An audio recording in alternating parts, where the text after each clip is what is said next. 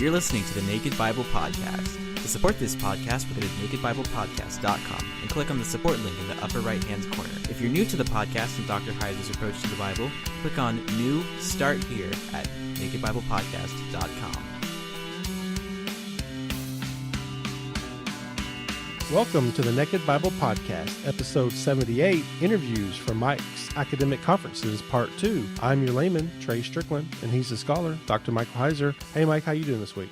Very good, and we're happy to resume again some of the interviews I took during the conference week of ETS and SBL. Again, more of the same, but in this particular episode, there's one or two people that again I go way back with that I think folks will find interesting. Little anecdote here and there about me, and again, just the relationships that I have with some of these people. But it's just interesting, again, to know that, hey, there are people out there working on XYZ. Again, might be some crazy, field, or like, why would anybody be interested in that? But there are people who take a very high view of Scripture and really apply themselves in research and study, not just, again, for what they do in the classroom, but also in their writing. And our goal here, again, is to try to take some of that content at some point and, filter it down, make it decipherable so that people outside the guild can benefit from it.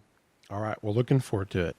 I'm here with Sam Lamerson. We're at the IBR meeting now. We've changed meetings from ETS. So, Sam, why don't you introduce yourself and just tell our listeners who you are and why you're here. My name is Sam Lamerson. I teach New Testament and am the president of Knox Theological Seminary. And I came all this way just so I could see Mike. That's a wonderful answer. Are you looking forward to any papers? Yeah, I'm looking forward to some papers on learning languages. I teach Greek, so there's a session on learning languages through computers that I'll be going to tomorrow that I'm looking forward to. A textual criticism session on Sunday that I'm looking forward to. Well, Sam, you have some unusual hobbies or interests. Can you share some of those? I paid my way through graduate school working as a juggler and magician and ventriloquist, and still show up in Nickelodeon reruns every once in a while. And you also do mentalism, is that correct? Yeah, mentalism is sort of a branch of magic that simulates mind reading. Of course, nobody can really read minds, but a mentalist tries to give that appearance. So, did you all hear that? We have a New Testament scholar here who does magic and card tricks and all this sort of stuff, but you never thought you'd hear that. Sam, what's your academic specialty? My specialty is Greek and the Synoptic Gospels, particularly the Gospel of Matthew. My dissertation was on a parable in Matthew, so I'm particularly interested in storytelling, both in the Bible and in sermons today. Last question, are you angling for any specific books while you're here?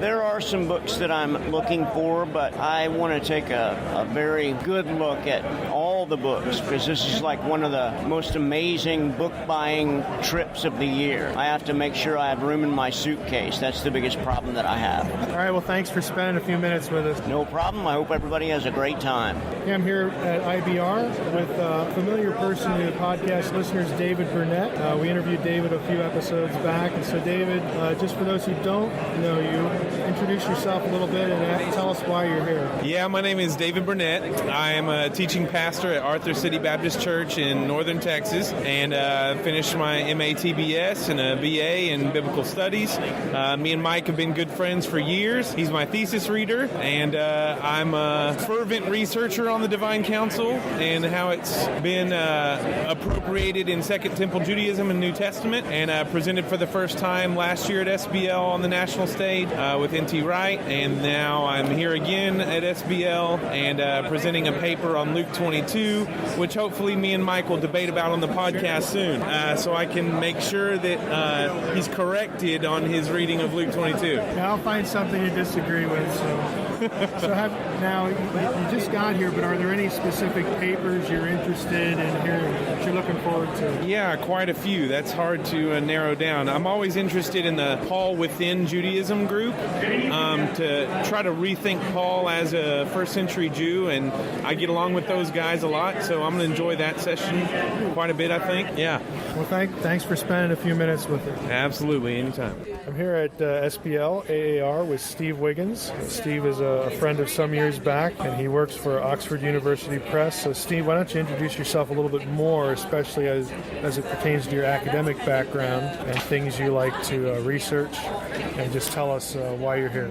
My name is Steve Wiggins, and my research goes back to ancient Near Eastern studies mostly. Did my dissertation at Edinburgh University, and I have since taught occasionally, and I'm currently here in capacity as an editor.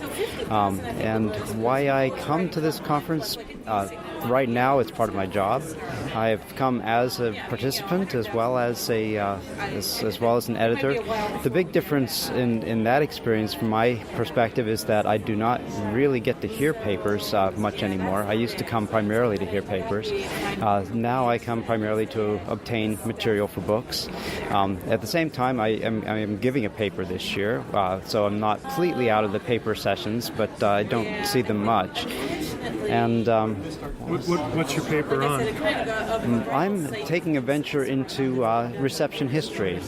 So I have not explored this before, but I started watching Sleepy Hollow a couple of months back and started to realize how central the Bible is to that series.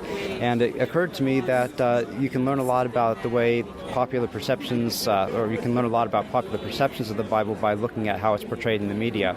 Yeah. So I've taken a look at the series, watched each episode multiple times, and have tried to distill what I could from that. Now you've had a fairly long-standing interest in things like that, media, just I guess the subject matter, what we would loosely call paranormal. Can you say something about that?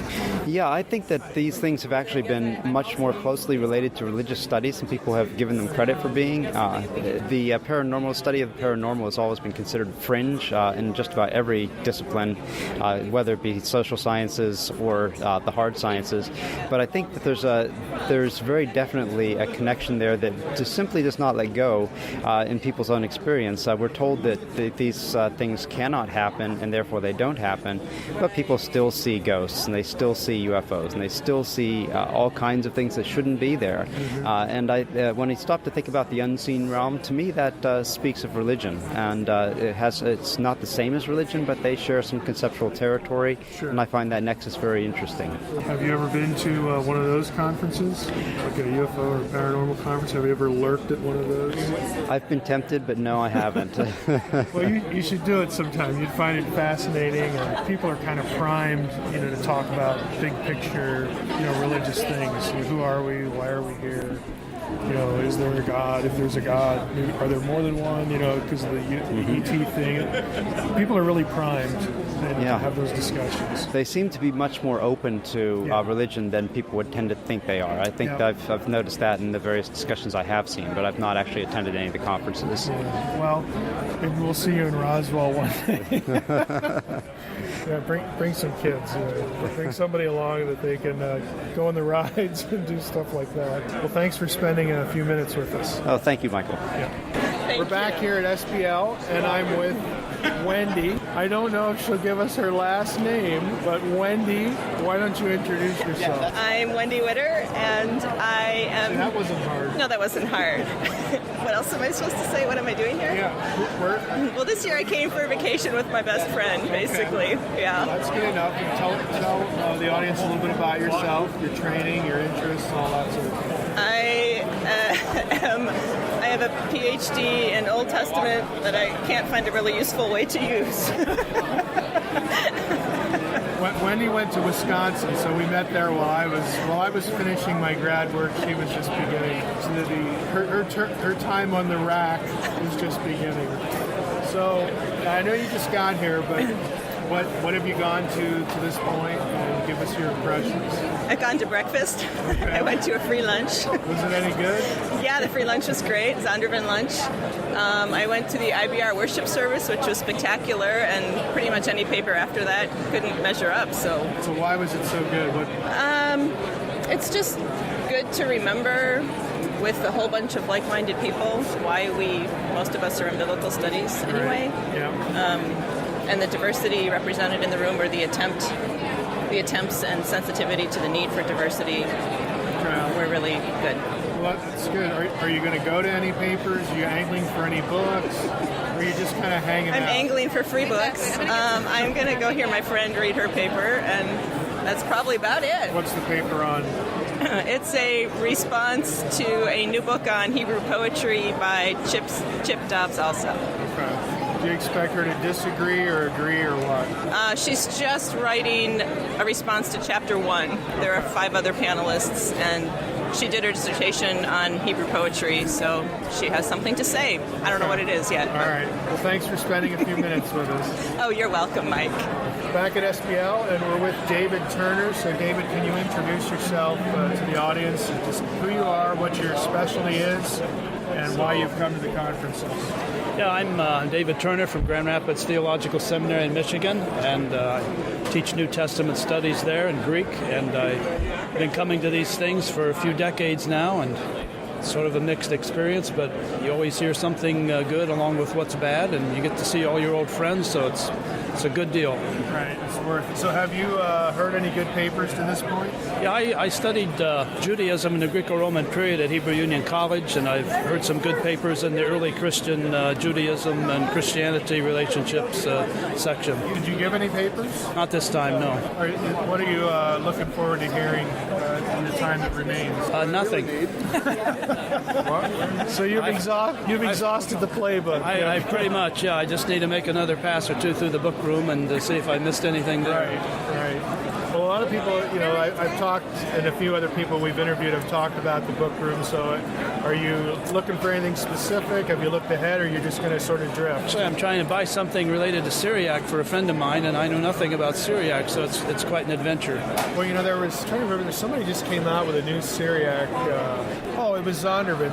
That little series they have. They start out with Hebrew, the Greek, then they did the Ugaritic volume. Somebody has done a Syriac grammar volume. Yeah, so go to the Zondervan table. If it's like the other ones, it's going to be a real basic introduction, and the Ugaritic one's almost it tries to be witty and whimsical, so it's really kind of pared down, but it might be the same approach. I just saw the Ugaritic one, but I didn't see a Syriac one. Yeah, well, it's in their catalog.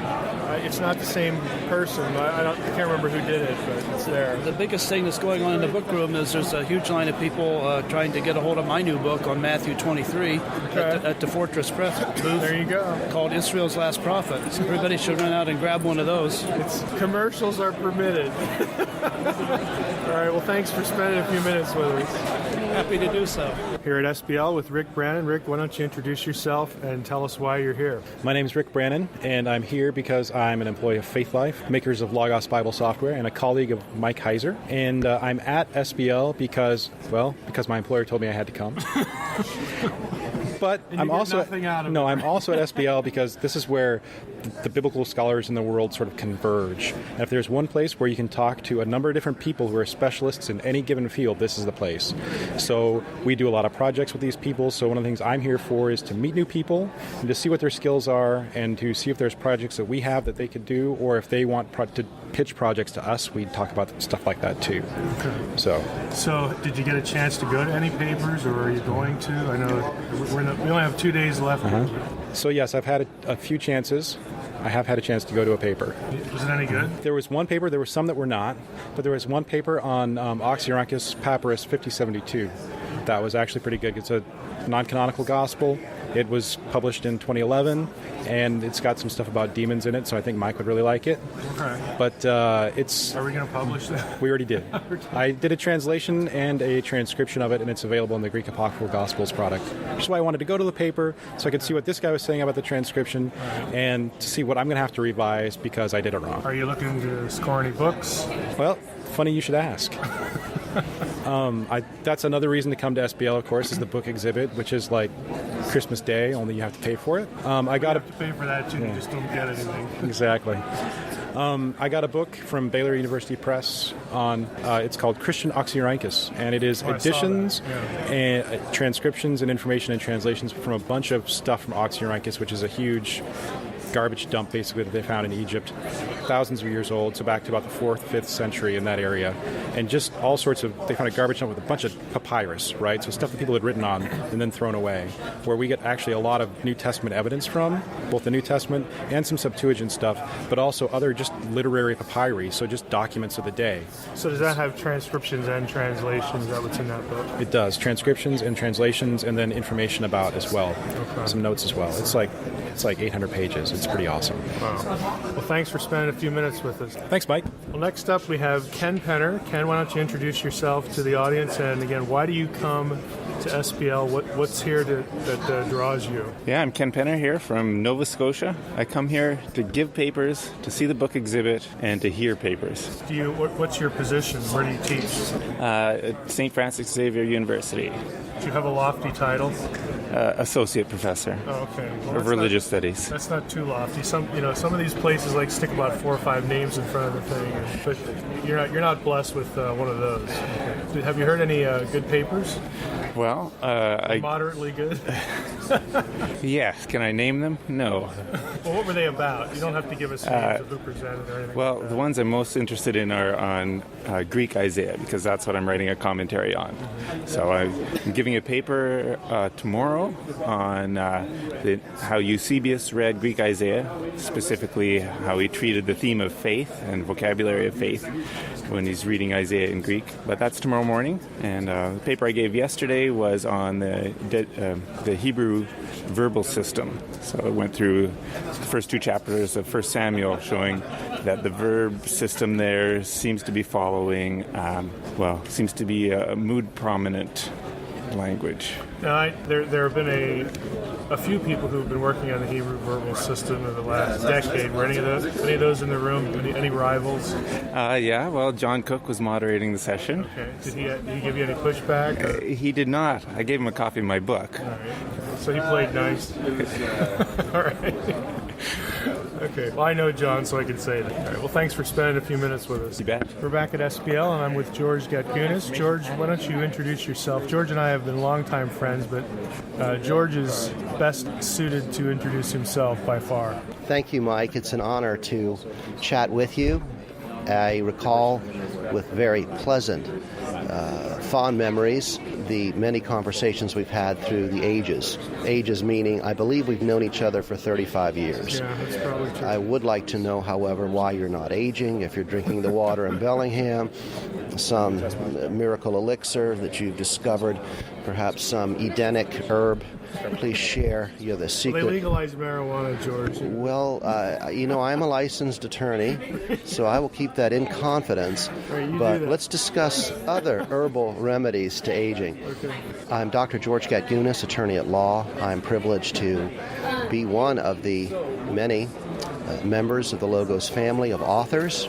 I'm new to the Logos scene, having published a 7-volume series on the relation of religion and law. And it would be a delight to interact with you in regard to that series. And it has been a privilege as well to attend what I teasingly call the Feast of Tabernacles, where we have a geek fest. The evangelicals and other Bible scholars meet concurrently in a variety of societies, all focused on religion. My first attendance was in fall of 1988, where I actually was a student with Mike in seminary. And since then, each and every year I've been able to attend. I bolt here because it is an accelerated seminary crash course, plural crash courses, over 8 days before Thanksgiving.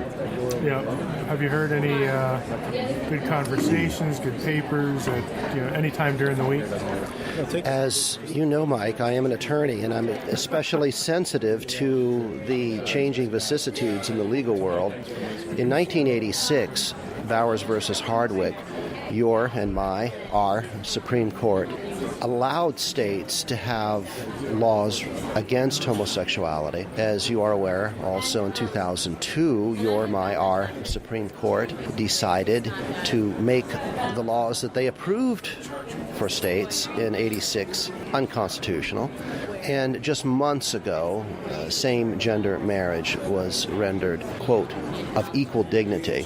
Have you gone to any presentations on that here? I have, and as one who's elected almost every year that I can remember for time immemorial to the Resolutions Committee, our committee received de novo, that is for the first time in recent history, Mike, proposed resolutions from the floor that counter the trend that has denied biblical animus, biblical impetus, biblical conceptual import on the issue of gay marriage. These resolutions did pass in a comfortable margin while I was on the Resolutions Committee on the stand, there on the bench in front of the Honorable Society that decided to put into the minutes an expression of their mind and will on the matter of gay marriage. Can you summarize that? Sure. We're all created in the image of God, which evangelicals believe, as per Genesis chapter 1, verse 27. Marriage is a covenantal union. The Lord brought the woman to the man, and this marriage is tripartite, meaning God is one of the parties of it. The resolutions include a statement that gender identity is a gift of God and therefore not subject to negotiation. And by implication, if someone says they're a woman when they have the body of a man, or says they're a man when they have the body of a woman, those statements are untrue, implying they break the 9th commandment. And finally, of course, same-gender marriages are not recognized in Scripture. I've given you a brief summary. And if any of your readers, hearers, desire to go to ETS.org, the Evangelical Theological Society website, they can get more. And by the way, the MP3s of the lectures are available for download. Are you talking about just those or just general? All. To my knowledge. Are they doing that for free? I've been informed by one of the officers that these MP3 lectures are available on the website. Now, I have not downloaded them myself. In previous years, I've bought the CD-ROM for $150, put them on my iPhone, and I'm a marathon runner. When I'm training, I listen to lectures. However, it'd be nice to save that money and download them directly from the website. So I am informed. Well, thanks for spending a few minutes. Sure, Mike. It's always a pleasure to chat. Many pleasant memories. And I don't know how you keep those bags from not appearing under your eyes like mine. And you're doing a great job keeping your hair.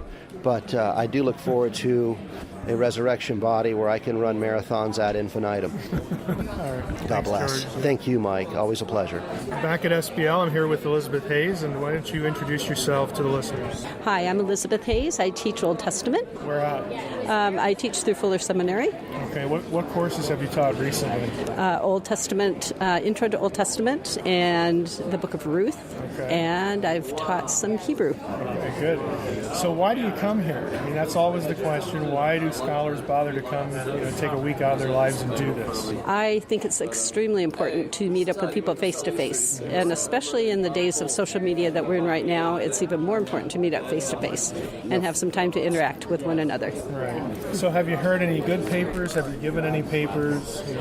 How's the week been? This week has been really good. I'm currently co-chair of the Biblical Hebrew Poetry section, so we've had one excellent session so far. Okay. Yeah. Anything that you thought was especially interesting? Something that surprised you? Oh, let's see. Did you read the papers in advance, or was that the first time you were hearing? I've seen the abstracts in advance, and I was really pleased that the papers lined up with the abstracts, and we generated some good conversations, right? No bait and switch, right? No bait and switch. Nobody went off on a tangent. Yeah, so it was good. Yeah. Can you tell us anything that you found especially interesting, or you agreed with, or disagreed with, or something you learned? Well, I think for me, the important thing has been seeing the younger scholars having been given an opportunity to speak, and the quality of their papers, which is usually very good. And that kind of followed this time as well. So it's good to see them coming up and participating and so forth. Are you looking for anything specific at the book tables, or did you get a good deal on anything? I have one book here called The Hebrew Bible, Old Testament History of its Interpretation. It's my one book that I purchased, and I'm pretty excited about it. So. Well, good. So thanks for spending a few minutes with us. Okay, thanks. We have with us Tom Meltzer. Tom, why don't you introduce yourself and just tell everybody why why you come to this thing. Well, I'm a layman. I'm not a biblical scholar by any stretch, but I've had an interest for 40 years. And I just like the intellectual stimulation of SBL. Ahead of this, we always attend Azor because we have a small project in Jerusalem. For those who don't know, Azor is? The American Society of Oriental Research. Basically, it's an archaeology convention. So SBL this year has been fairly interesting. I always try to capitalize on one topic, and this year, just due to a chance conversation at a reception a few nights ago, somebody told me that they had done a presentation with Jürgen Moltmann on the topic of hope. And it's touched off a study, not only here at in the lectures, but also back at the hotel room. And I've been researching that topic a little bit and getting into it a little bit more. And I just happened to also bring an excerpt of a book on that topic by Charles Welch. So putting it all together, it's been sort of the central focus of my visit here at SBL this year. Can you say anything about the project you alluded to, or is it something for public consumption? Or? In Jerusalem, we are actually looking at two things. I'm connected with the Associates for Scriptural Knowledge, which is a longstanding biblical research foundation, fairly technical in their approach to the Bible. And one of the things in Jerusalem is their approach towards where the original temples were located. The common assumption is that there is a Temple Mount, and that is where the temples were located. There are numerous reasons, historical archaeologists, rabbis, and biblical facts that would discount the Temple Mount as being the actual location of the first two temples. If you look at that facility, it looks like a fort. It was basically a craggy area that was flattened off. I believe it was done by Herod the Great, which would put that whole structure up there, and the floor, the high floor, so to speak, upon which the Dome of the Rock sits, in his reign. So that construction, I think, was done somewhere between 33 BCE and 2 CE, and not farther back. I do not believe that in 900 BCE was the first temple located on the Temple Mount. So your project, you don't have to mention any names as far as who's helping you, but essentially the project is aimed at doing what? Well, we'd like to establish where the actual location of the temple is.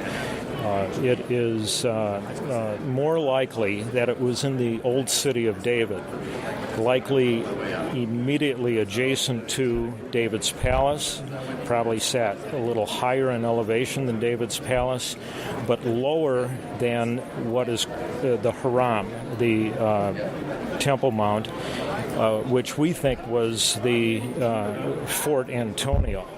So you're paying attention to, for instance, what Eilat Mazar is doing as far as trying to determine whether we've discovered David's palace or not, that sort of thing? Yeah, she did a lot of research and has put out at least one book on the digs that have been done in the city of David.